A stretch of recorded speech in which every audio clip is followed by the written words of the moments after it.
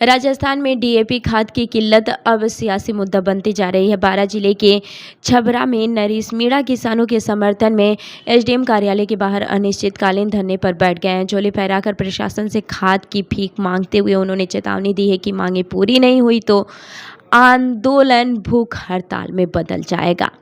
बता दें कि राजस्थान के बारां जिले में डीएपी खाद की कमी को लेकर किसानों का आक्रोश लगातार बढ़ता जा रहा है। इस मुद्दे को लेकर बुधवार को किसान नेता नरेश मीणा बड़ी संख्या में समर्थकों और किसानों के साथ छबड़ा एसडीएम कार्यालय के बाहर अनिश्चितकालीन धरने पर बैठ गए।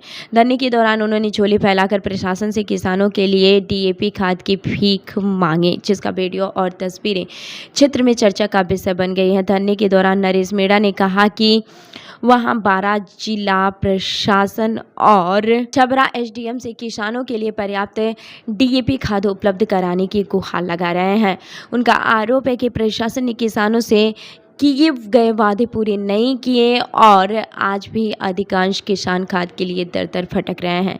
नरेश मीणा ने कहा कि खरीफ सीजन की बुआई का समय शुरू हो चुका है, लेकिन सरकारी वितरण केंद्रों पर डीएपी खाद का भारी संकट बना हुआ है। वहीं दूसरी ओर कुछ निजी व्यापारी इस कमी का फायदा उठाकर खाद की कालाबाजारी कर रहे हैं और किसानों से निर्धारित कीमत से कहीं अधिक दाम वसूलते रहे हैं। उन्होंने आरोप लगाया कि किसानों की मजबूरी का फायदा उठाकर कुछ लोग अवैध कमाई कर रहे हैं। धरने से पहले नरेश मीणा बालापुरा गांव से किसानों के साथ पैदल मार्च निकाला। उपखंड कार्यालय पहुंचने के बाद उन्होंने एसडीएम कार्यालय के मुख्य द्वार पर दंडवत प्रणाम किया और प्रशासन से किसानों के लिए खाद उपलब्ध कराने की मांग दोहराई। उन्होंने कहा कि ये आंदोलन किसी राजनीतिक उद्देश्य से नहीं बल्कि किसानों के अधिकार और उनकी ज़रूरतों के लिए किया जा रहा है। नरेश मीणा ने प्रशासन को चेतावनी देते हुए कहा कि यदि किसानों को पर्याप्त मात्रा में डीएपी खाद उपलब्ध नहीं कराई गई और कालाबाजारी पर रोक नहीं लगी तो आंदोलन और भी तेज किया जाएगा। उन्होंने घोषणा की है कि जरूरत पड़ने पर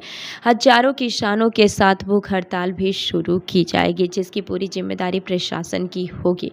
उन्होंने यह भी आरोप लगाया है कि 12 जून को किसानों के प्रदर्शन के बाद से प्रशासन ने सभी पात्र किसानों को खाद उपलब्ध कराने का भरोसा दिया था, लेकिन बाद में सहकारी समितियों के माध्यम से सीमित संख्या में टोकन जारी किए गए और कुछ ही समय बाद ये कहकर वितरण बंद कर दिया गया कि स्टॉक खत्म हो चुका है।